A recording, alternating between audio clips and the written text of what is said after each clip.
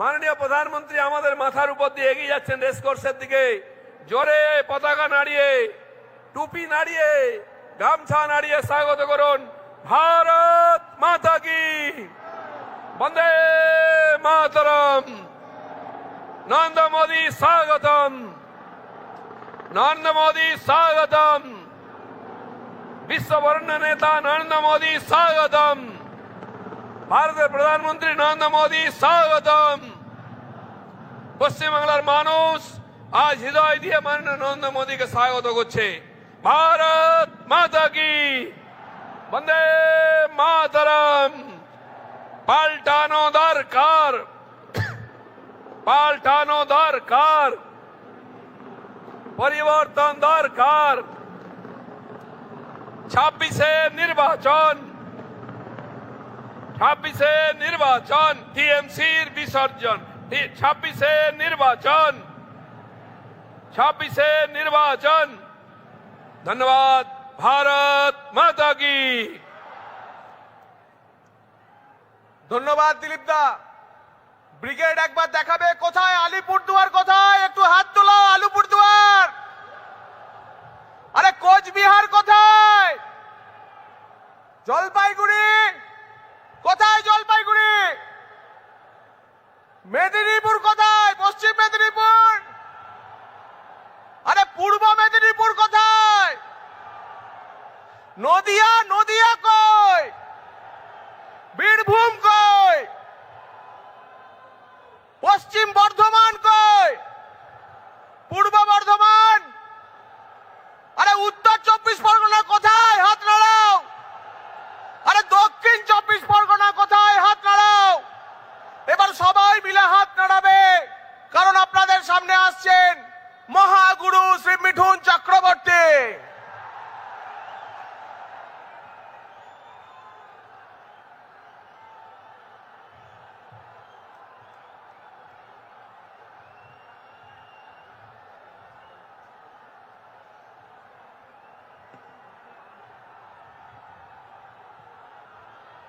নমস্কার।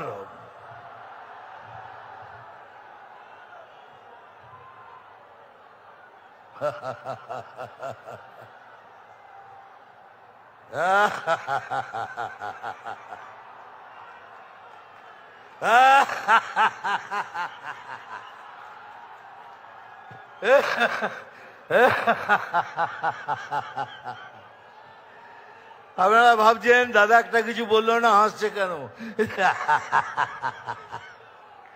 এই জন্য হাসছি, এই রাজ্যের প্রধান বলেছেন আমরা 500 টাকা দিয়ে লোক এনেছি।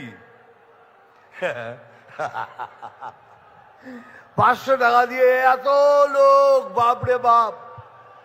তাহলে ভাবুন আপনি 1500 টাকা দিয়ে কত লোক আনেন। আমরা 500 টাকা দিয়ে লোক আনি, আপনার 1500 টাকায় লোক জমে না।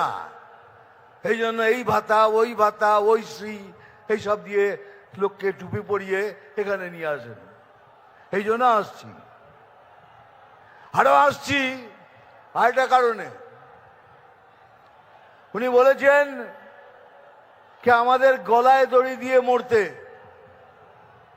আমি বললাম ঠিক আছে আমরা মরবো, আমরা গলায় দড়ি দিয়ে মরবো, কিন্তু আপনি কথা দিন আপনি রেল লাইনের মাথা দিয়ে দেবেন। আপনারা সবাই রেল লাইনে মাথা দেবেন, আমরা গলায় দড়ি লাগিয়ে ঝুলে পড়ব।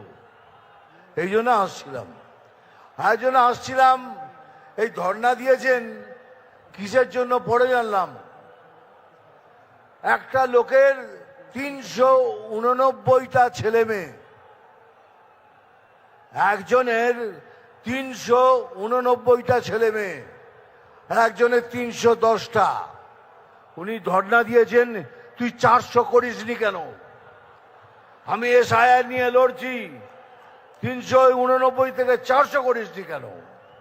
কেন সুপ্রিম কোর্ট বলেছে এটা অসম্ভব, বৈজ্ঞানিকভাবে অসম্ভব। ইনি 389 জনের বাবা।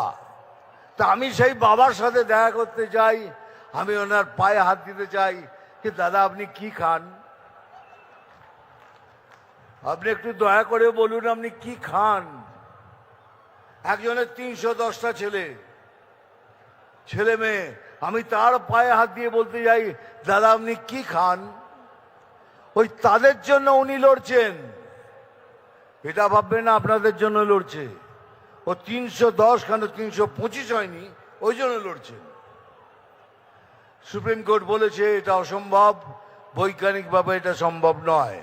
তাহলে 389টা যার ছেলে মেয়ে, একটা মৌজাতে তো 600 সিট থাকে, 600 ভোটার, ওই একজনই আমাদের হারিয়ে দেবে।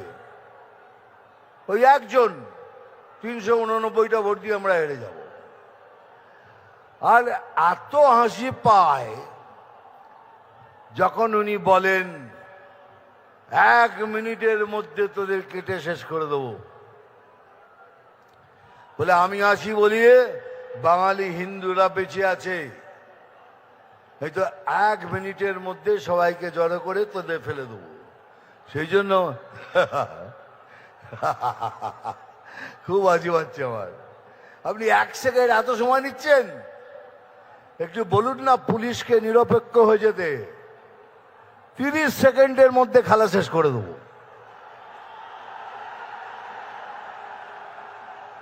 30 सेकंड, आधा मिनट में गेम खत्म कर देगा। एक बार आओ ना, आमने सामने आओ, देखो बीजेपी में क्या ताकत है, देख लो। खाली पुलिस को बोलो तुम निरपेक्ष हो जाओ। আমি কথা দিচ্ছি আমার সমস্ত আদিবাসী আমার ভাই বোনদের, আমরা যদি আসি আপনাদের সব কষ্ট দূর হবে। পড়াশোনার জন্য একটা টিচার নেই, আসবে।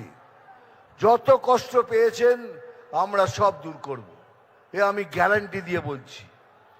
যে আলু চাষি কষ্ট পাচ্ছেন, কথা দিচ্ছি এখানে যেদিন আমরা সরকারে আসব প্রথম কাজ আপনাদের জন্য করব, আলু চাষিদের জন্য করব।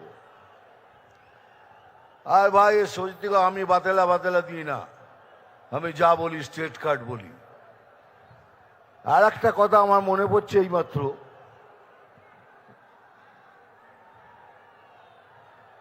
মানে যত ধরনের মিথ্যে কথা উনি বলেন, আমি বলি কি উনি 10 জন পলিটিশিয়ানের মধ্যে ভারতবর্ষের উনি একজন।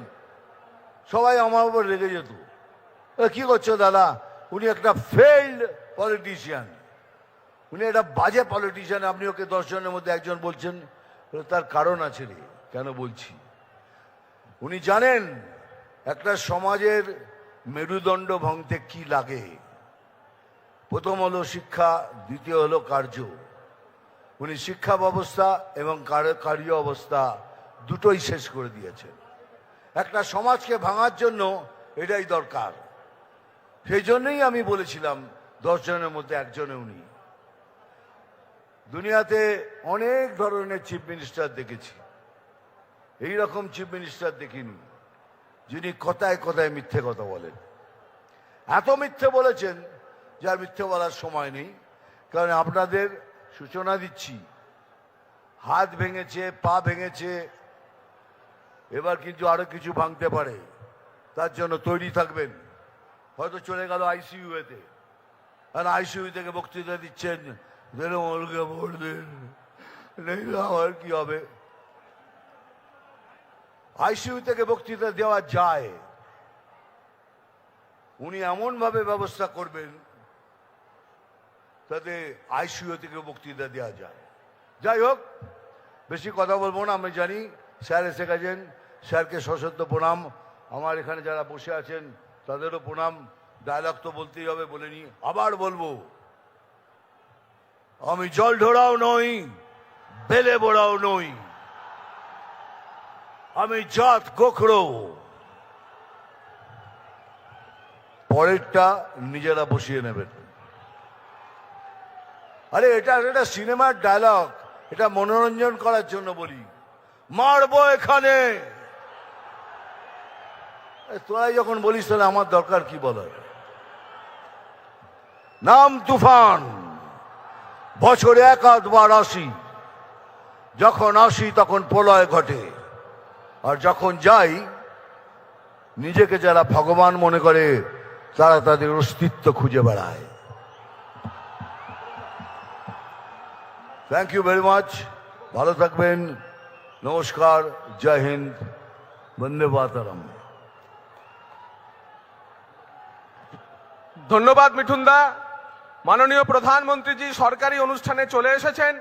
আমরা কিছুক্ষণের বিরতি নেব, তারপর তিনি এখানে আসবেন। আর যাওয়ার আগে একবার হুগলি হাত নাড়াও। হুগলি,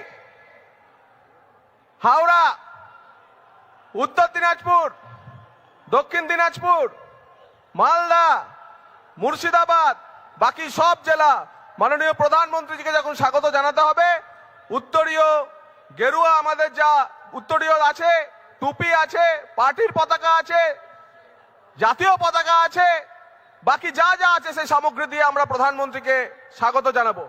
আমরা কিছুক্ষণের জন্য বিরতি নিচ্ছি, কারণ মাননীয় প্রধানমন্ত্রীজির সরকারি অনুষ্ঠান শুরু হচ্ছে। ধন্যবাদ।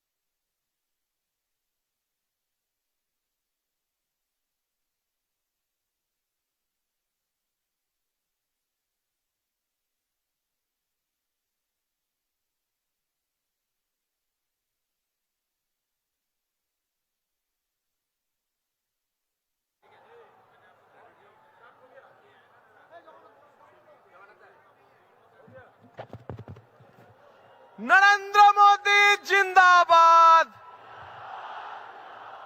नरेंद्र मोदी जिंदाबाद। ब्रिगेड पैरेड ग्राउंडे ভারতবর্ষের যশস্বী প্রধানমন্ত্রী মোদি জি স্বাগতম, मोदी जी स्वागतम। नरेंद्र मोदी जिंदाबाद। भारत माता की, भारत माता की जय मां काली, जय मां काली, जय श्री राम, जय जय श्री राम। मोदी जी स्वागतम, आरो जोरे मोदी जी स्वागतम। कालीघाटे कापन धरानो आवाज चाই, नरेंद्र मोदी जिंदाबाद, नरेंद्र मोदी जिंदाबाद। ভারতবর্ষের যশস্বী প্রধানমন্ত্রী, বিশ্বের লোকপ্রিয় নেতা নরেন্দ্র মোদি জিন্দাবাদ। আরো জোরে নরেন্দ্র মোদি জিন্দাবাদ। मोदी जी स्वागतम, मोदी जी स्वागतम, मोदी जी स्वागतम। नरेंद्र मोदी जिंदाबाद। আমরা যা বলেছিলাম, টুপি, গেরুয়া গামছা, পতাকা, জাতীয় পতাকা, নরেন্দ্র মোদি স্বাগতম, নরেন্দ্র মোদি স্বাগতম। মোদি জি জিন্দাবাদ, मोदी जी जिंदाबाद, मोदी जी जिंदाबाद। भारत माता के, भारत माता के मोदी जी स्वागतम, मोदी जी स्वागतम। भारतवर्षের যশস্বী প্রধানমন্ত্রী नरेंद्र मोदी जिंदाबाद, नरेंद्र मोदी जिंदाबाद। अरे मोदी जी के जय श्री राम, मोदी जी के जय श्री राम, मोदी जी के जय श्री राम। পাল্টানো দরকার, পাল্টানো দরকার, পাল্টানো দরকার।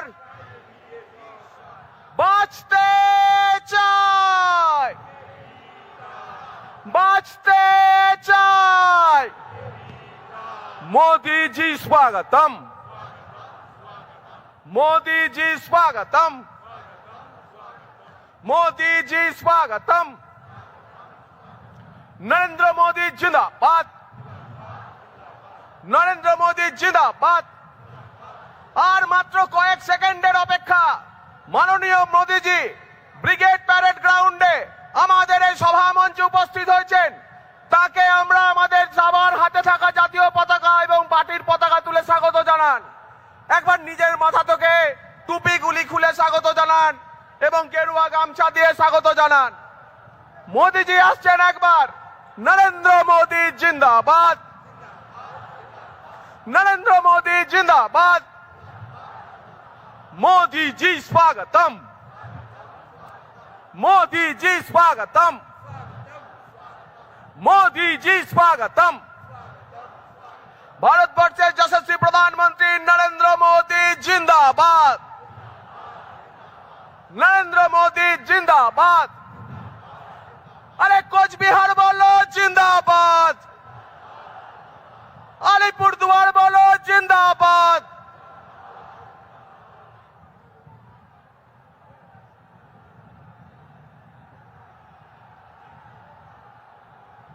জলপাইগুড়ি বলো জিন্দাবাদ, কলকাতা বলো জিন্দাবাদ, মেদিনীপুর বলো জিন্দাবাদ, বর্ধমান বলো জিন্দাবাদ, বীরভূম বলো জিন্দাবাদ, আসানসোল বলো জিন্দাবাদ, দক্ষিণ 24 পরগনা বলো জিন্দাবাদ, উত্তর 24 পরগনা বলো জিন্দাবাদ।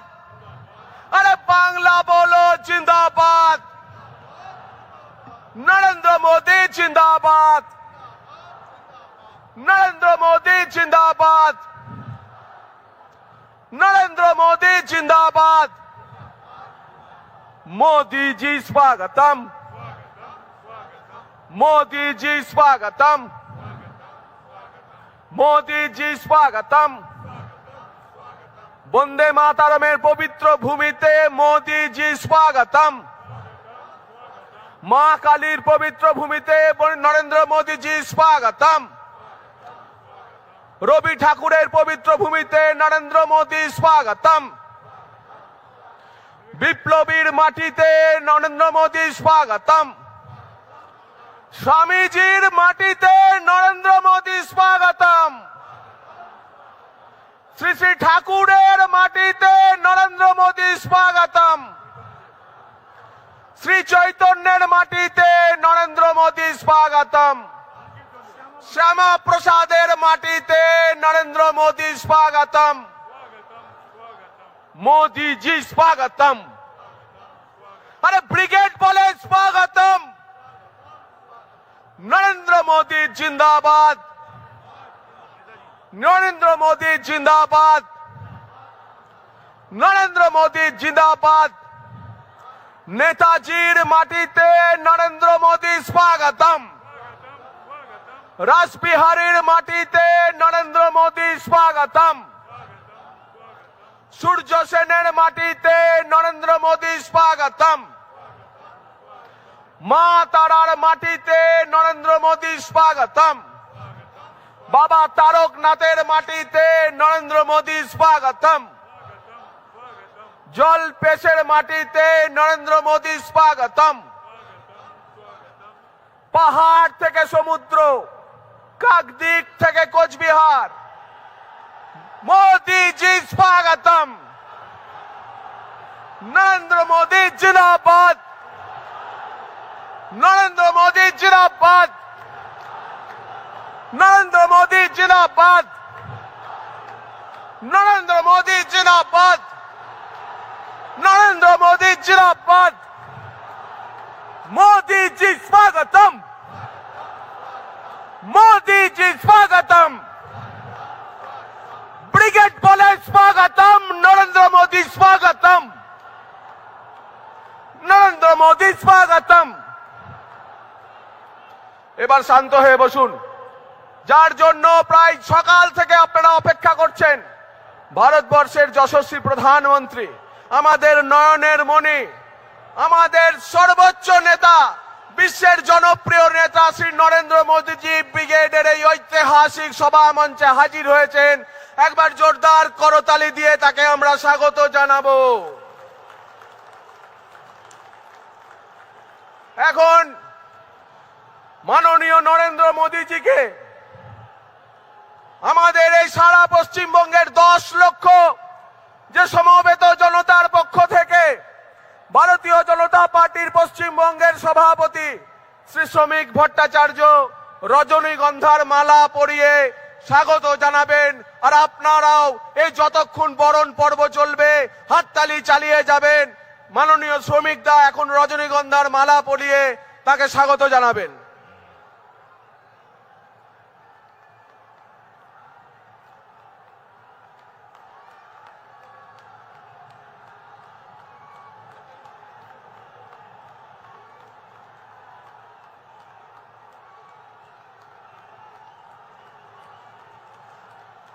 नरेंद्र मोदी जिंदाबाद, भारत माता के। এরপরেতে আমাদের বিরোধী দলনেতা শ্রী শুভেন্দু অধিকারী মহাশয় মাননীয় মোদীজিকে উত্তরীয় পরিয়ে এই ব্রিগেডের মহাসমাবেশে স্বাগত জানাবেন।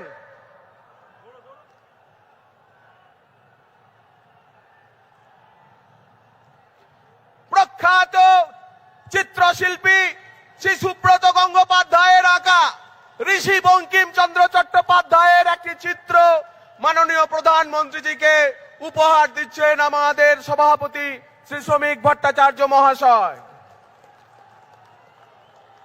মা দুর্গার মাটিতে মা দুর্গার একটি মূর্তি আমাদের বিরোধী দলনেতা শুভেন্দু অধিকারীজি মাননীয় মোদীজিকে উপহার দেবেন।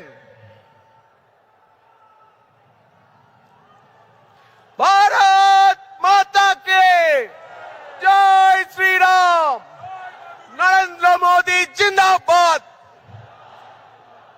এখন পশ্চিমবঙ্গের বিরোধী দলনেতা শ্রী শুভেন্দু অধিকারী আপনাদের সামনে বক্তব্য রাখবেন, তাকে আপনারা স্বাগত জানান।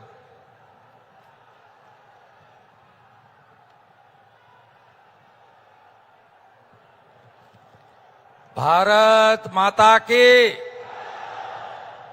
भारत माता के। আরো জোরে বলুন যারা রাষ্ট্রের বিরোধিতা করছে। ডক্টর শ্যামাপ্রসাদ মুখার্জি এবং স্বামী প্রণবানন্দ তৈরি করা বাঙালি হিন্দু হোমল্যান্ডের ভিতরে বসে তাদের কর্ণগোচর হওয়া দরকার। ভারত মাতা কে জয় জয় শ্রীরাম।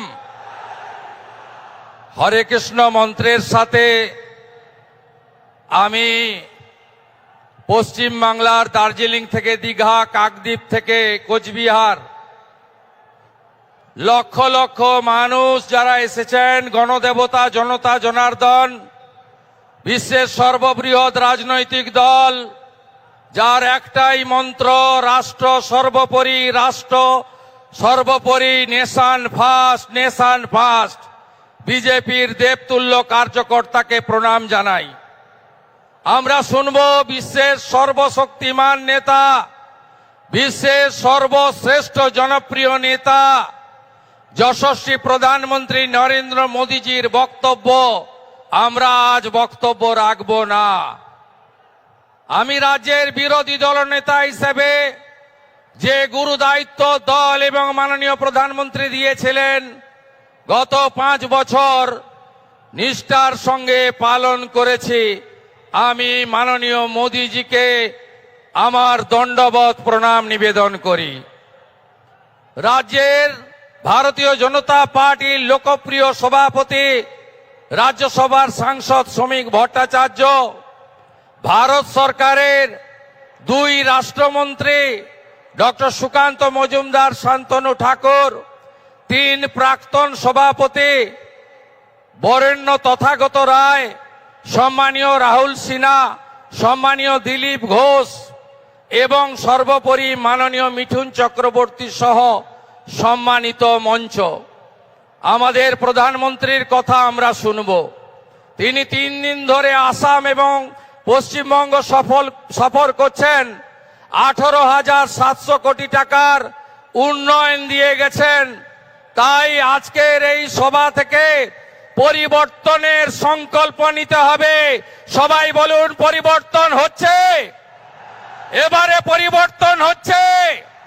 বাঁচতে চাই, বাঁচতে চাই, মা বোনের সম্মান চাই, চাকরি চাই, শিল্প চাই, অন্নদাতা কৃষককে বাঁচাতে চাই, অনুপ্রবেশ মুক্ত বাংলা চাই, চোর মুক্ত বাংলা চাই, জিহাদি মুক্ত বাংলা চাই, মৌলবাদী মুক্ত বাংলা চাই, জঙ্গি মুক্ত বাংলা চাই। তাই প্রধানমন্ত্রীজি দমদমের মিটিংয়ে বলে গেছেন, সাংস্কৃতিক রাজধানী দেশের পশ্চিমবঙ্গ শিক্ষা, শিল্প সবকিছুতে 1 নম্বরে ছিল। তিনি বলেছেন, বাংলার হিত গৌরব ফেরাবে বিজেপি, গ্যারেন্টারের নাম নরেন্দ্র দামোদর দাস মোদী। আমরা মোদীজির নেতৃত্বে ডবল ইঞ্জিন করব, রাষ্ট্রবাদী সরকার করব এবং আদর্শ বাঙালি শ্যামাপ্রসাদ মুখার্জির স্বপ্ন পূরণ করব। তাই বলুন, পাল্টানো দরকার, পাল্টানো দরকার, আরো জোরে পাল্টানো দরকার, পাল্টানো দরকার, পাল্টানো দরকার, পাল্টানো দরকার, পাল্টানো দরকার।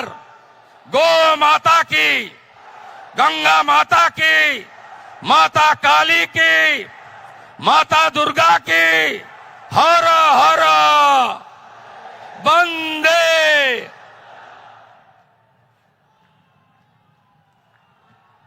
ধন্যবাদ শুভেন্দু দাকে। এবার আপনাদের সামনে বক্তৃতা করবেন আমাদের পশ্চিমবঙ্গের সভাপতি, রাজ্যসভার সাংসদ শ্রী শ্রমিক ভট্টাচার্য মহাশয়। একবার তাকেও হাততালি দিয়ে আপনারা স্বাগত জানাবেন।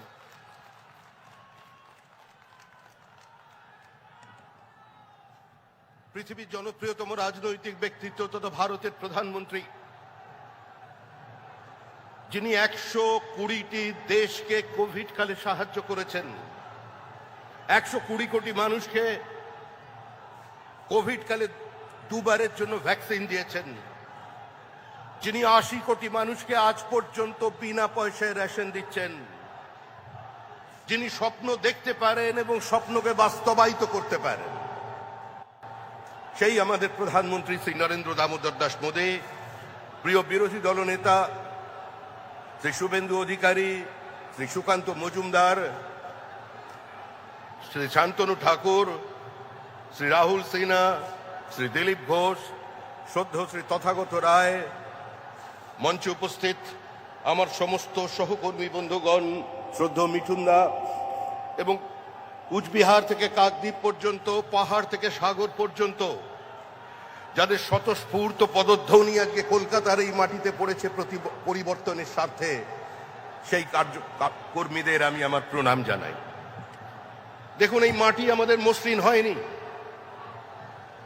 2016 সাল থেকে প্রায় 300 জনের বেশি বিজেপি কর্মীর রক্তের ওপর দিয়ে চলে আজকে আমরা এই ব্রিগেডে পৌঁছেছি। আমরা এসেছি শুধুমাত্র একটাই লক্ষ্যে, 2026-এর নির্বাচন, তৃণমূলের বিসর্জন। এর আগে এই ব্রিগেড থেকে বহু মানুষ বহু বক্তব্য শুনেছেন। প্রমোদ দাশগুপ্তের পার্টি, হরেকৃষ্ণ কোঙারের পার্টি, বিনয় চৌধুরীর পার্টি, বিনয় কোঙারের পার্টি, বিমান বসুর পার্টি, জ্যোতি বসুর পার্টি, বুদ্ধদেব ভট্টাচার্যের পার্টি। তারা একদিন ব্রিগেড থেকে ডাক দিতেন, দিল্লি চলো। আর আজকে communist party of India marksheet ডাক দিয়েছে, মুর্শিদাবাদ চলো। মুর্শিদাবাদ কি আছে ওখানে? ওখানে হুমায়ুন আছে, বাবুর আছে। চলো দিলদার চলো, চাঁদ কি পার চলো। কতদিন চলবে এই রাজনীতি? আরে পশ্চিমবঙ্গ কোনো ধর্মশালা নয়, কোনো কোঠা নয়। আমরা এদেশের মানুষকেই এদেশে রাখবো, ভোটার লিস্টে রাখবো, কিন্তু এমন ভোটার লিস্ট কোথাও খুঁজে পাবে না কো তুমি, সকল রাজ্যের রানী সেজে আমার বঙ্গভূমি। আরে ও নদী, আর দু মুঠো চাল ফেলে দে হাঁড়িতে, ঠাকুর জামাই এলো বাপের বাড়িতে। ও শুধু ননদীরা আসছে না, এখন ননদীরাও আসছে ঠাকুর জামাইয়ের সঙ্গে। পুরো পশ্চিমবঙ্গের সীমাবর্তী জেলার জনসন্তুলনকে বদলে দিয়েছে। শুধু বাংলা বদলায়নি, বদলে গেছে বনাঞ্চল, বদলে গেছে সীমাঞ্চল। ভারতবর্ষের আভ্যন্তরীণ নিরাপত্তায় অনুপ্রবেশের মধ্যে দিয়ে ধ্বংস করে দিচ্ছে তৃণমূল কংগ্রেস। এখানে সংবিধান আক্রান্ত, রাজ্যপাল আক্রান্ত, গণতান্ত্রিক ব্যবস্থা আক্রান্ত, বিরোধী দলনেতা আক্রান্ত, বিধায়ক আক্রান্ত, বিজেপি কর্মী আক্রান্ত। এরা রাষ্ট্রপতিকেও বাদ দেয়নি, রাষ্ট্রপতির চেহারা নিয়ে পর্যন্ত অন্য কথা বলছেন। আর আজকে জঙ্গলমহলের মানুষ তারাও বলে দিয়েছে দিদির দিকে তাকিয়ে, হিতায় তোকে মানাইছি না রে। তৃণমূল যাবে, তৃণমূল চলে গেছে। পৃথিবীর কোন শক্তি তৃণমূল কংগ্রেসকে আটকে রাখতে পারবে না। তৃণমূলের বিদায় নিশ্চিত, তৃণমূল শেষ। তৃণমূল পশ্চিমবঙ্গের ক্ষমতায় ফিরছে না। যতই করো হামলা, বিজেপি জিতবে বাংলা, এর বাইরে কোনো কথা আপনাদের সামনে থাকবে না। আপনারা শান্তিপূর্ণভাবে বাড়ি ফিরে যান।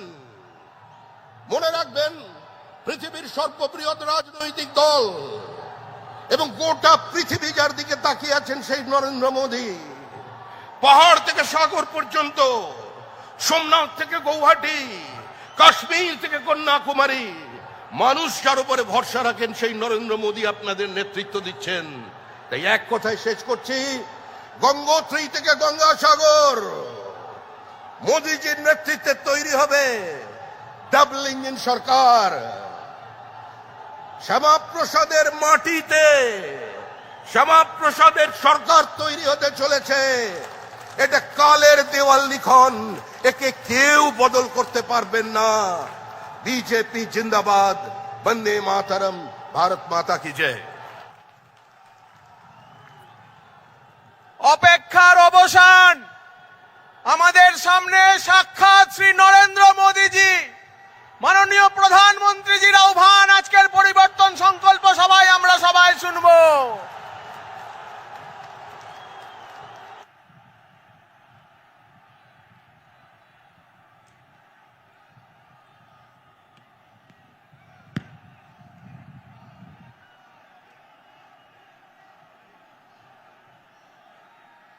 भारत माता की,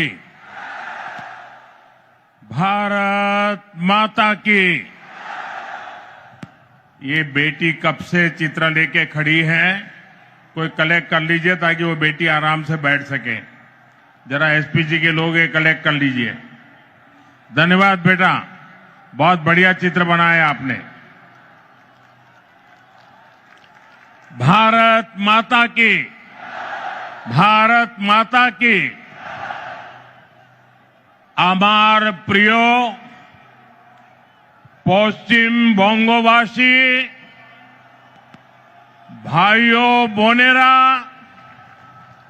আমার অন্তরের অন্তঃস্থল থেকে সুশ্রদ্ধ প্রণাম। बंगाल की ऐतिहासिक धरती, ये ब्रिगेड परेड ग्राउंड का ऐतिहासिक मैदान और बांग्ला मानुष का ये ऐतिहासिक जनसैलाब, जहां जहां मेरी नजर पहुंच रही है लोग ही लोग नजर आ रहे हैं। ये अद्भुत दृश्य है।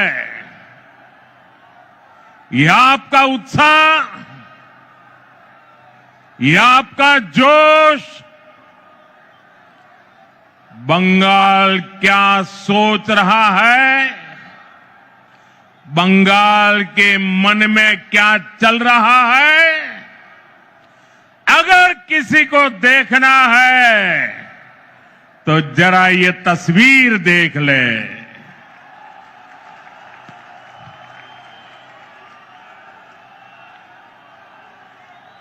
ब्रिगेड परेड ग्राउंड का इतिहास साक्षी है, जब जब बंगाल देश को दिशा देता है, ये ब्रिगेड मैदान बंगाल की आवाज बनता है। इस मैदान से अंग्रेजी हुकूमत के खिलाफ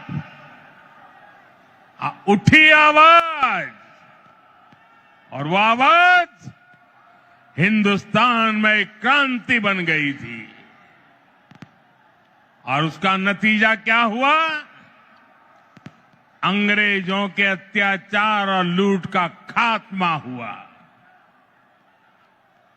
आज एक बार फिर ब्रिगेड ग्राउंड से नए बंगाल की क्रांति का बिगुल बज गया है।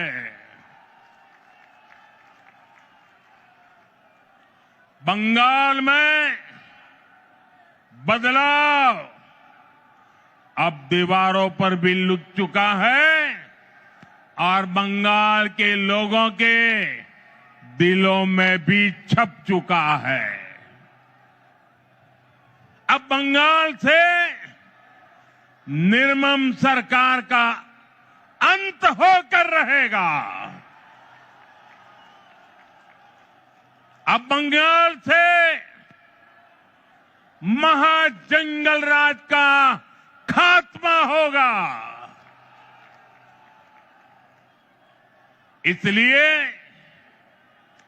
बंगाल के हर कोने से आवाज उठ रही है, चाहे बीजेपी सरकार, चाहे बीजेपी सरकार। साथियों, कल टीएमसी ने इस रैली में आने वाले आप सभी लोगों को चोर कहकर गाली दी है। असली चोर कौन है, ये बंगाल की प्रबुद्ध जनता जानती है। अपनी कुर्सी जाते हुए देखकर यहां की निर्मम सरकार बौखला गई है। साथियों, आज भी इस विशाल सभा को रोकने के लिए निर्मम सरकार ने सारे हथियार निकाल लिए। आप लोगों को आने से रोकने के लिए ब्रिज बंद करवा दिए, गाड़ियां रुकवा दी, ट्रैफिक जैम करवाया, भाजपा के झंडे उखड़वा दिए, पोस्टर फड़वा दिए। लेकिन निर्मम सरकार, साफ साफ देख लो, आज के जन सैलाब को रोक नहीं पाई हो। बंगाल में महाजंगल राज लाने वालों का काउंटडाउन शुरू हो चुका है।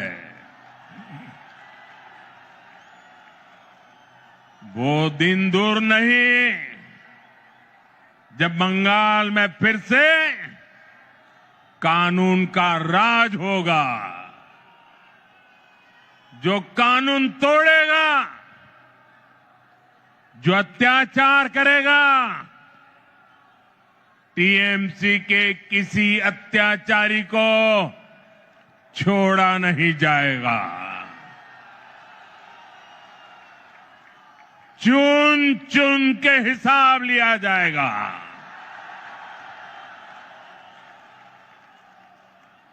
भाइयों बहनों,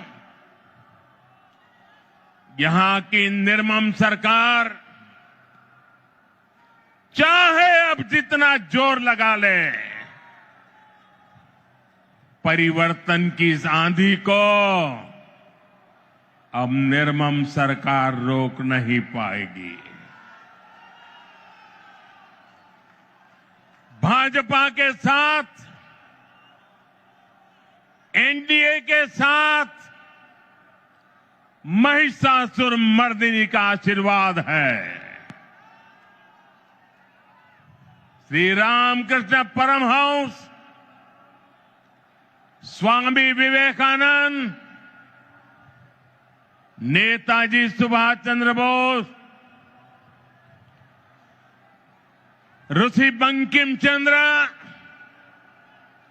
गुरुदेव रविंद्रनाथ टैगोर, ईश्वर चंद्र विद्यासागर, बागा जतीन और खुदीराम बोस, डॉक्टर श्यामा प्रसाद मुखर्जी, लोक माता रानी रोशमनी, ऐसी सभी महान विभूतियों ने जिस बंगाल की परिकल्पना की थी, भारतीय जनता पार्टी की सरकार उस बंगाल का निर्माण करेगी, नवनिर्माण करेगी। साथियों, बंगाल का विकास नेक नियत से होगा, सही नीतियों से होगा।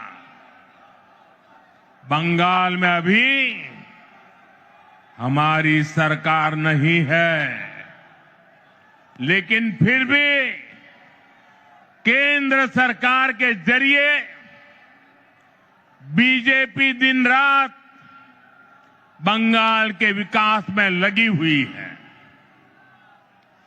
आज भी अभी मैंने 18,000 करोड़ रुपए 18,000 करोड़ रुपए से अधिक की परियोजनाओं का उद्घाटन और शिलान्यास किया है। अभी 18,000 करोड़ कितना 18,000 करोड़ कितना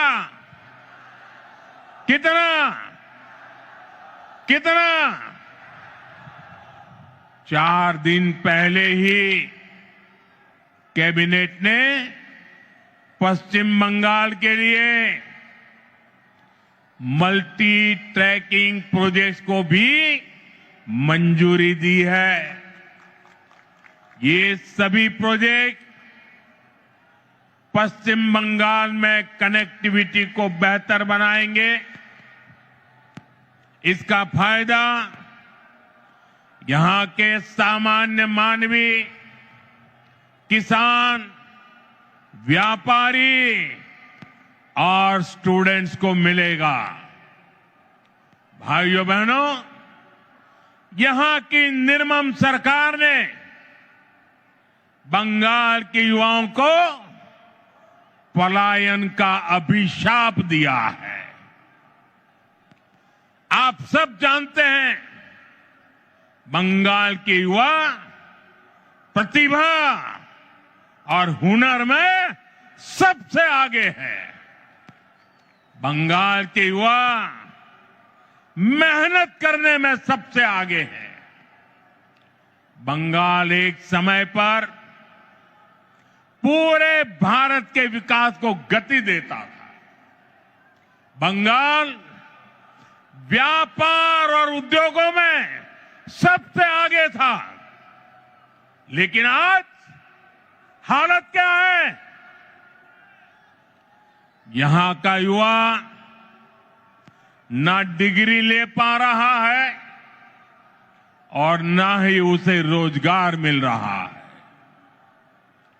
आपके बेटे बेटियों को काम की तलाश में दूसरे राज्यों में पलायन करना पड़ता है। साथियों, पहले कांग्रेस, फिर कम्युनिस्ट और अब टीएमसी, ये लोग एक के बाद एक आते रहे, अपनी जेबें भरते रहे और बंगाल में विकास के काम ठप पड़े रहे। इंफ्रास्ट्रक्चर के मामले में हमारा बंगाल पीछे होता चला गया। उद्योग धंधे बंद होते चले गए। यहां टीएमसी सरकार में नौकरियां खुलेआम बेची जा रही है। भर्तियों में घोटाले हो रहे हैं। अब समय आ गया है, अब समय आ गया है, ये हालात बदले। बंगाल के युवाओं को बंगाल में काम मिले। ये नौजवान बंगाल के विकास का नेतृत्व करे। এই স্বপ্ন আপনার আর এই স্বপ্ন পূরণ করা মোদির গ্যারান্টি। मोदीर गारंटी।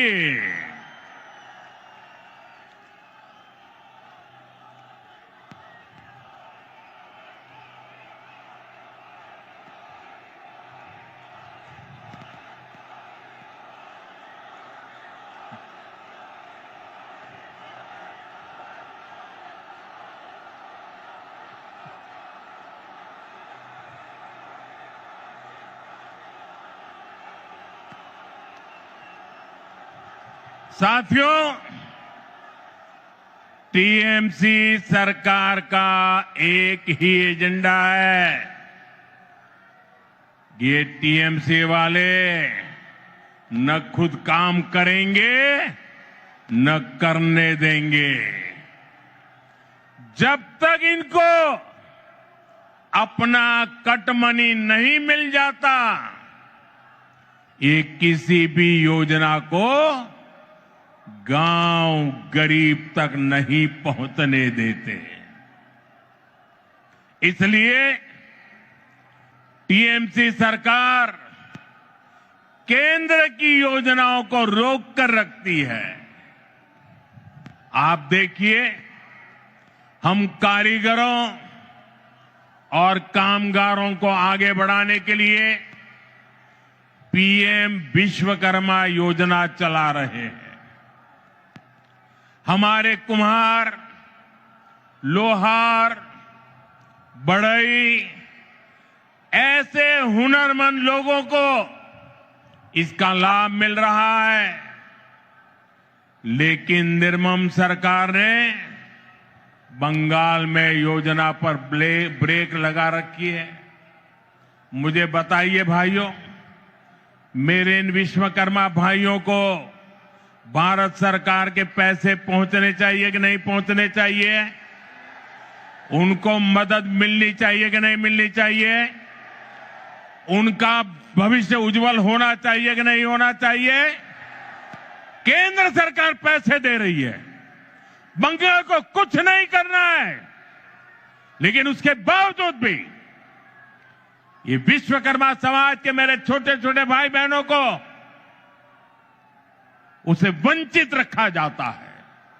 साथियों, देशवासियों को मुफ्त बिजली देने के लिए हमने पीएम सूर्यघर मुफ्त बिजली योजना शुरू की है। केंद्र की भाजपा सरकार इसके लिए हर लाभार्थी को 75 से 80 हजार रुपया देती है। आपको, बंगाल के मेरे भाई बहनों को, हर परिवार को मोदी सरकार 75 से 80 हजार रुपया देती है।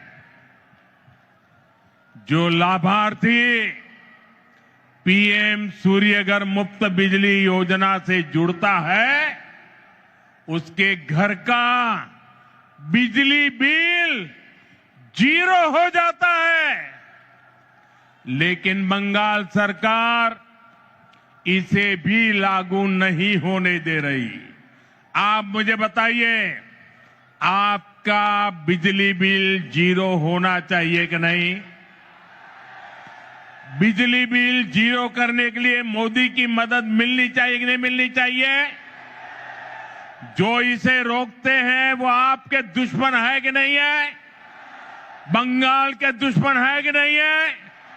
हर परिवार के दुश्मन है कि नहीं है? साथियों, बंगाल के विकास में चाय बागानों और उनमें काम करने वाले श्रमिकों की बड़ी भूमिका है। लेकिन चाय बागानों के श्रमिकों को पीएम चाय श्रमिक प्रोत्साहन योजना का लाभ नहीं मिल रहा है। मुझे बताइए, चाय बागान के मेरे श्रमिकों को ये लाभ मिलना चाहिए कि नहीं मिलना चाहिए? उनको मदद मिलनी चाहिए कि नहीं मिलनी चाहिए?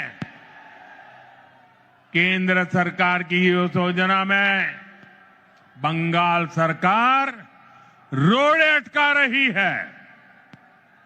साथियों, आप सबने देश भर में पीएम आवास योजना की सफलता के बारे में सुना है। दुनिया के लोग भी जब सुनते हैं ना, अचरज करते हैं। जो लोग बंगाल से बाहर रह रहे हैं,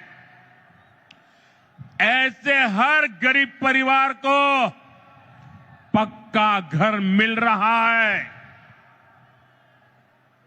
लेकिन यहां क्या हुआ? योजना का नाम बदल दिया गया, लाभार्थियों की सूची में गड़बड़ की और जिन गरीबों को घर मिलना चाहिए था वे आज भी इंतजार कर रहे हैं। ईमानदारी से, ट्रांसपेरेंसी से बंगाल के गरीबों को पक्का घर मिलना चाहिए कि नहीं मिलना चाहिए? ये टीएमसी सरकार मिलने देगी क्या? ये निर्मम सरकार मिलने देगी क्या? ये सरकार जानी चाहिए कि नहीं जानी चाहिए? गरीबों को घर मिलना चाहिए कि नहीं मिलना चाहिए?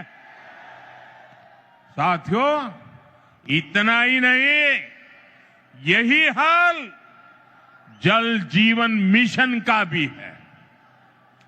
बंगाल में लोग पूछ रहे हैं, जब देश के बाकी हिस्सों में हर घर जल पहुंच सकता है तो बंगाल में क्यों नहीं?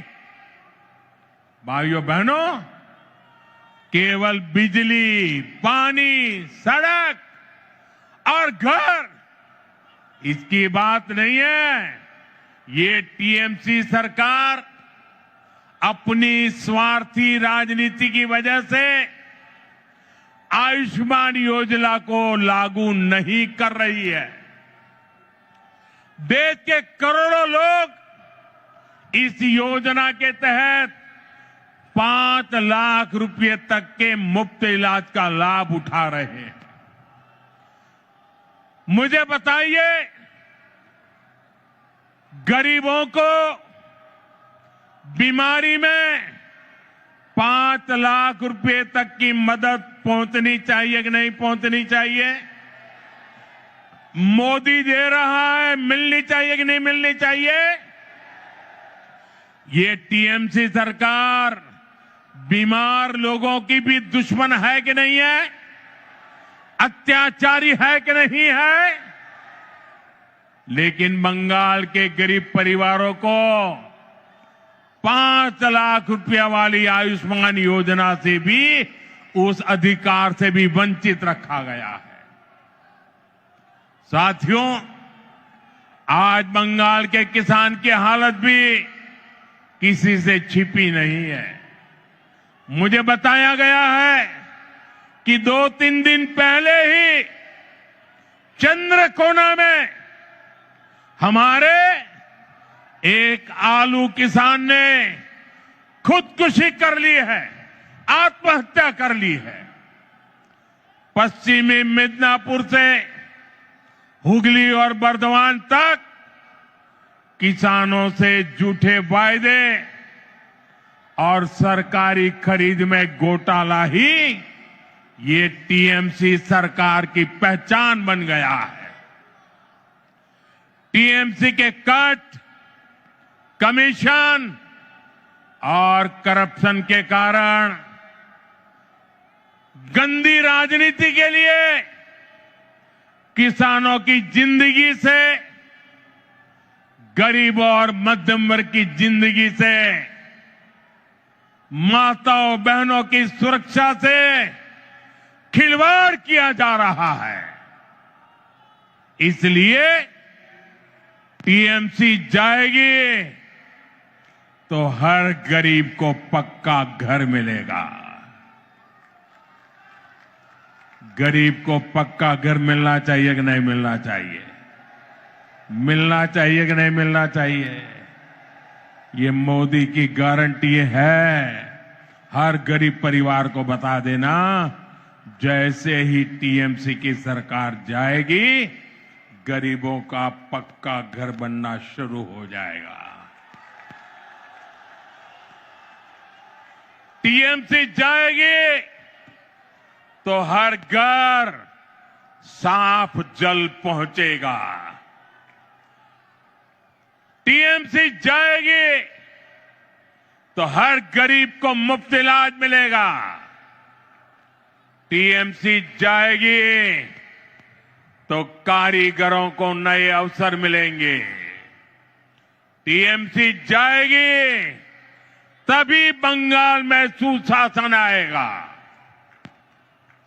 साथियों, हमारे बंगाल ने आजादी के बाद विभाजन सहा, विभाजन की आग देखी, मजहबी दंगे देखे, बाद के दशकों में अस्थिरता देखी, घुसपैठ का दौर देखा, रक्तपात सहा। इस सब की सबसे बड़ी भुक्तभोगी अगर कोई थी तो बंगाल की माताएं, बहनें, बेटियां, बंगाल की महिलाएं थी। लेफ्ट की सरकार में अपहरण, हत्या, बलात्कार का वह दौर कोई नहीं भूल सकता। इसलिए बंगाल के आप लोग लेफ्ट को हटाकर बड़ी आशा के साथ टीएमसी को लेकर आए। आपने टीएमसी पर भरोसा किया, लेकिन टीएमसी ने लेफ्ट के गुंडों और माफियाओं को ही अपनी पार्टी में भर्ती कर लिया। आज बंगाल में अपराधियों को खुली छूट है। आए दिन बहन बेटियों के खिलाफ दिल दहलाने वाले अपराध होते हैं। बंगाल का कोई इलाका ऐसी घटनाओं से अछूता नहीं है। आप याद करिए, कॉलेज परिसर में दुष्कर्म की घटना,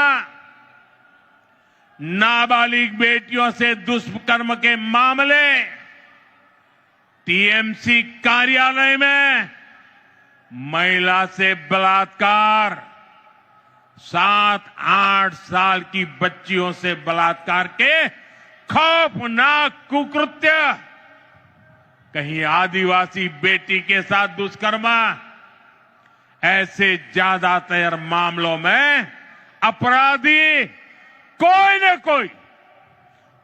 न कोई टीएमसी का नेता होता है या टीएमसी से जुड़ा होता है। साथियों, यहां निर्मम सरकार खुलेआम बलात्कारियों को संरक्षण देती है, अपराधियों को बचाने की पूरी कोशिश की जाती है। आप मुझे बताइए, अपराधियों को बचाया जाता कि नहीं बचाया जाता? बलात्कारियों को बचाया जाता कि नहीं बचाया जाता? संदेश खाली की वो तस्वीरें और टीएमसी का रवैया, आरजीकर अस्पताल की उस बेटी के साथ हुई दरिंदगी, बंगाल के लोग भूले नहीं हैं। टीएमसी कैसे खुलेआम अपराधियों के साथ खड़ी नजर आती थी। साथियों, इसी मानसिकता का परिणाम है आज महिलाओं के खिलाफ एसिड अटैक जैसे घिनौने अपराध इतने ज्यादा मात्रा में पश्चिम बंगाल में हो रहे हैं। जो बंगाल एक समय देश का सबसे प्रगतिशील राज्य होता था, आज वहां शाम होते ही माएं बेटियों को फोन करके कहती है, बाड़ी फिरे ऐशो सौंदे न माराइए। शक्ति की पूजा करने वाले बंगाल को ऐसे हालात मंजूर नहीं होंगे। मैं बंगाल की मेरी माताओं बहनों को भरोसा दिलाता हूं, आप भाजपा को, बीजेपी को अपना आशीर्वाद दीजिए। बीजेपी सरकार में महिलाएं सुरक्षित होगी और अपराधी जेल में होंगे, और ये मोदी की गारंटी है।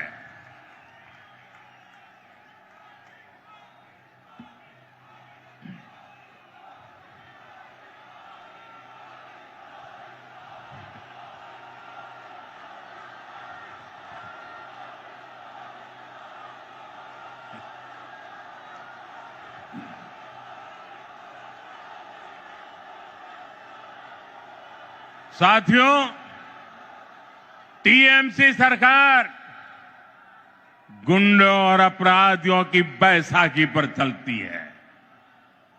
रंगबाजी और कटमनी ये टीएमसी की कमाई का जरिया है। ये लोग जानते हैं, जिस दिन बंगाल के लोग खुलकर सामने आ गए, टीएमसी की विदाई पक्की है। और मैं इस दृश्य देख करके कह सकता हूं, अब टीएमसी को बचाने वाला कोई नहीं बचा है।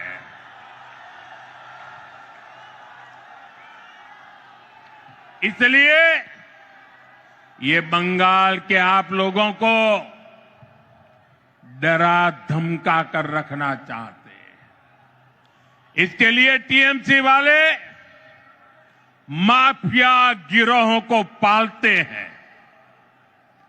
ये कट्टरपंथियों को संरक्षण देते हैं और ऐसे गिरोहों की ताकत बढ़ाने के लिए घुसपैठियों को बुलाते हैं, घुसपैठियों को। साथियों, ये टीएमसी मां माटी मानुष के नारे पे सत्ता में आई थी। आज वही मां रो रही है, माटी को लूटा जा रहा है और बंगाली मानुष बंगाल छोड़ने पर मजबूर हो रहा है। घुसपैठियों की वजह से आज बंगाल की रोटी, बेटी, माटी, उस पर सबसे बड़ा खतरा आ गया है। ये लोग बंगाल के लोगों का रोजगार छीन रहे हैं। हमारी बहन बेटियों की सुरक्षा खतरे में पड़ गई है और बंगाल के लोगों की जमीनों पर, बंगाल की माटी पर इन घुसपैठियों का कब्जा दिलवाया जा रहा है। इसका परिणाम आज सबके सामने है। बीते दशकों में बंगाल के ज्यादातर इलाकों में डेमोग्राफी बदल गई है। बंगाली हिंदुओं को जानबूझकर अल्पसंख्यक बनाया जा रहा है। तुष्टीकरण का ऐसा खुला खेल, जब शरणार्थी हिंदुओं को नागरिकता देने की बात होती है तो पूरी टीएमसी उसका विरोध करती है। वो हिंदू जिन्होंने कभी विभाजन का समर्थन नहीं किया था, जिन्होंने हमेशा अविभाजित बंगाल को, भारत को अपनी मातृभूमि माना, टीएमसी वाले उन्हें नागरिकता देने का विरोध करते हैं, क्योंकि उनके लिए उनकी वोट बैंक ही सबसे प्रमुख है। वो हिंदुओं को तो अपनी वोट बैंक नहीं समझते, उनसे उनके आपराधिक गिरोह नहीं बढ़ते। इसलिए ये लोग एसआईआर का भी विरोध करते हैं, ताकि घुसपैठियों के नाम वोटर लिस्ट से हट न जाए, वोटर लिस्ट शुद्ध न हो जाए। और ये तो ऐसे लोग हैं जिनकी मृत्यु हो चुकी है, उनके भी नाम निकालने के लिए तैयार नहीं है।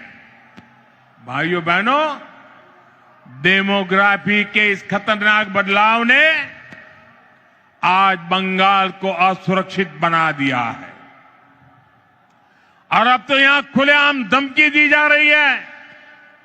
कहा जा रहा है एक खास कम्युनिटी वाले मिलकर आप लोगों को खत्म कर देंगे।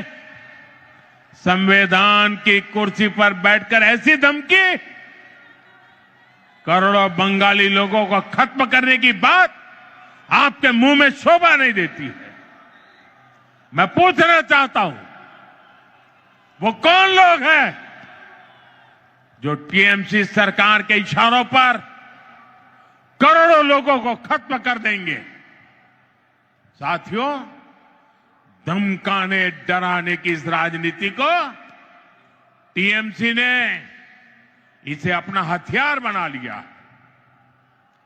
चुनाव में वोटरों को धमकी, सरकार की नीतियों के आलोचकों को धमकी, मीडिया को धमकी, विपक्ष को धमकी। ये बंगाल में खौफ का कैसा माहौल बनाकर रखना चाहते हैं, ये पूरे देश को जानना चाहिए। ये लोग कहते हैं तृणमूल को जिसका वोट नहीं, टीएमसी को जिसका वोट नहीं, तो वो बंगाली नहीं। तृणमूल को वोट नहीं तो सरकार योजना का उसे लाभ नहीं। तृणमूल को वोट नहीं तो घरों में बिजली पानी नहीं। टीएमसी सिंडिकेट के जरिए नहीं जाओगे तो कोई सप्लाई नहीं। लेकिन साथियों, मैं टीएमसी को याद दिलाना चाहता हूं, टीएमसी की गुंडागर्दी के दिन अब खत्म होने जा रहे हैं।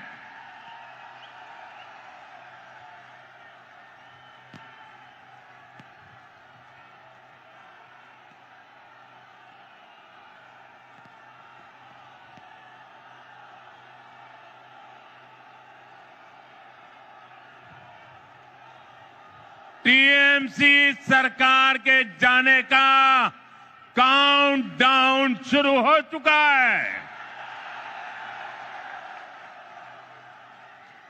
यहां बंगाल में बीजेपी सरकार बनने के बाद एक तरफ हम सबका साथ सबका विकास ये मंत्र लेकर चलेंगे और दूसरी तरफ सबका हिसाब लिया जाएगा।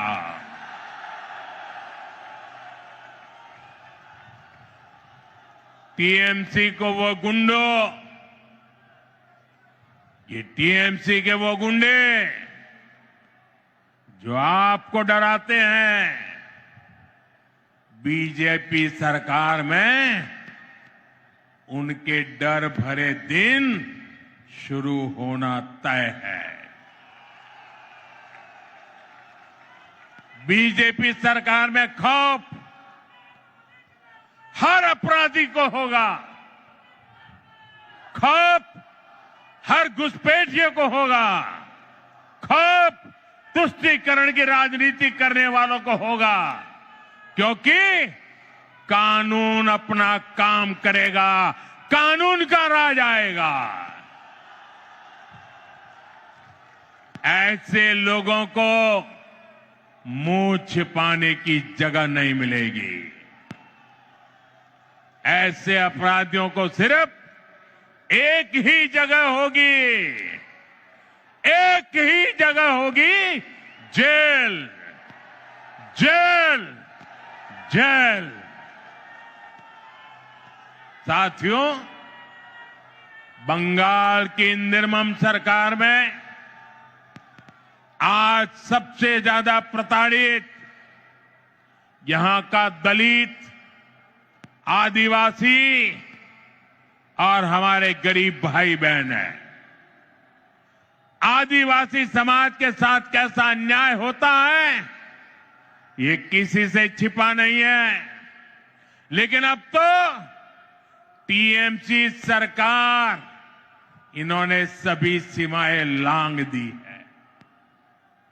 आप देखिए, अभी कुछ दिन पहले हमारे देश की महामहिम राष्ट्रपति आदिवासी समाज की बेटी आदरणीय द्रौपदी मुर्मू जी बंगाल आई थी। उन्हें संथाल आदिवासी परंपरा के पावन उत्सव में शामिल होना था, लेकिन अहंकार में डूबी इस निर्मम सरकार ने न केवल उस कार्यक्रम का बहिष्कार किया, बल्कि उसे पूरी तरह बदइंतजामी के हवाले कर दिया। क्योंकि एक आदिवासी बेटी इतने बड़े पद पर है, टीएमसी वालों को उनका सम्मान मंजूर नहीं हुआ। द्रौपदी मुर्मू जी जो हमेशा अपनी सरलता के लिए जानी जाती है, उन्हें खुद बड़े दुखी मन से खेद व्यक्त करना पड़ा। भारत के राष्ट्रपति को अपनी तकलीफ बतानी पड़ी। टीएमसी वालों को ये याद रखना पड़ेगा, उन्होंने केवल द्रौपदी मुर्मू जी का अपमान नहीं किया है, उन्होंने करोड़ों आदिवासियों का अपमान किया है। उन्होंने करोड़ों महिलाओं के सम्मान को ठेस पहुंचाई है। उन्होंने देश के सर्वोच्च पद की गरिमा को ठेस पहुंचाई है। इन्होंने भारत के संविधान का अपमान किया है। इन्होंने बाबा साहब आंबेडकर का अपमान किया है। और इसका जवाब बंगाल के लोगों से टीएमसी को मिलने वाला है, निर्मम सरकार को मिलने वाला है। साथियों, टीएमसी सरकार ने बंगाल को पूरी तरह से अराजकता के हवाले कर दिया है। संवैधानिक व्यवस्थाओं पर आए हर दिन हमले करने के वो रास्ते खोजते रहते, हमले करते रहते। पिछले कुछ महीनों में आपने देखा है, जब भी चुनाव आयोग निष्पक्ष चुनाव सुनिश्चित करने के लिए कदम उठाता है, मतदाता सूची की शुद्धि की कोशिश करता है, तब टीएमसी उसके खिलाफ हमला करने लगती है। जो संस्था स्वतंत्र और निष्पक्ष चुनाव कराने के लिए जिम्मेदार है, उसी की विश्वसनीयता पर सवाल खड़े किए जाते हैं। ऐसा ही व्यवहार देश की सेना को लेकर दिखाई देता है। जब 2019 में भारतीय वायुसेना ने बालाकोट में आतंकवादी ठिकानों पर निर्णायक कार्रवाई की, तब टीएमसी ने देश की वायुसेना से कार्रवाई का सबूत मांगा। साथियों, यहां राज्य सरकार पुलिस को स्वतंत्र रूप से जांच करने नहीं देती। जब राष्ट्रीय एजेंसियां टीएमसी सरकार के भ्रष्टाचार या गंभीर अपराधों की जांच करना चाहती हैं, तो उन्हें भी रोकने की कोशिश होती है।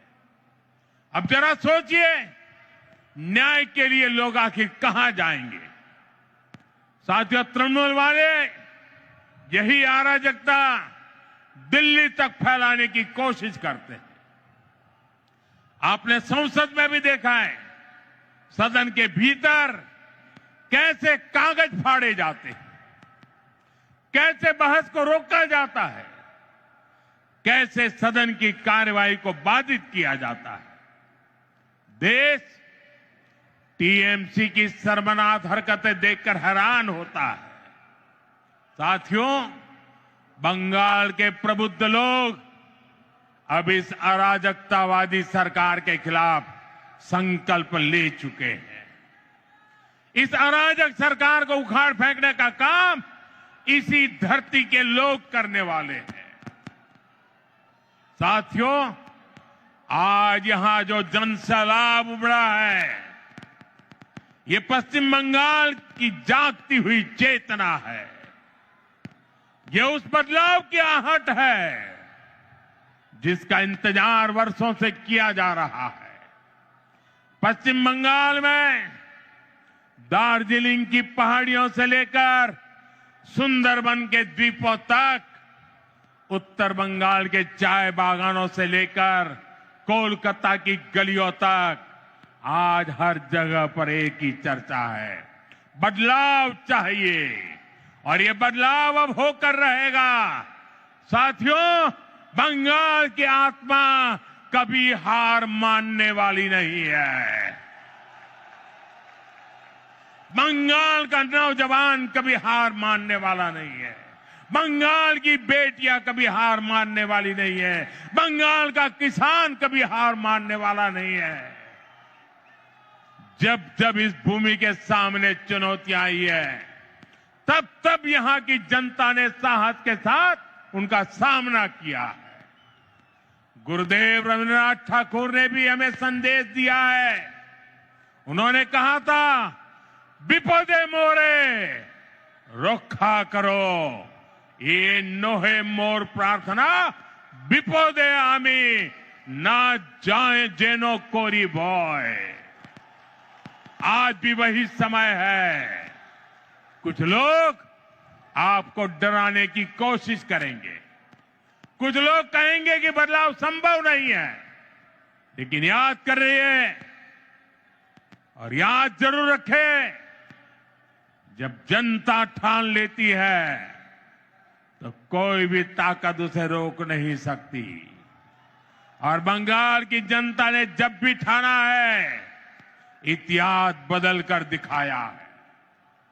आज मुझे इस ऐतिहासिक ब्रिगेड मैदान में वही आत्मविश्वास मेरी आंखों के सामने दिखाई दे रहा है। याद रखिए, इस बार चुनाव सिर्फ सरकार बदलने का नहीं है। इस बार चुनाव बंगाल की आत्मा को बचाने का चुनाव है। इस बार चुनाव व्यवस्था बदलने का है। इस बार चुनाव कटमनी से छुटकारे का है। इस बार चुनाव डर से मुक्ति का है। मैं आने वाले परिवर्तन के लिए मेरे बंगाल के भाइयों बहनों को बहुत बहुत शुभकामनाएं देता हूं। मेरे साथ बोलिए, मेरे साथ पूरी ताकत से बोलिए, पाल्टानो दोरकार, पाल्टानो दोरकार, पाल्टानो दोरकार, पाल्टानो दोरकार।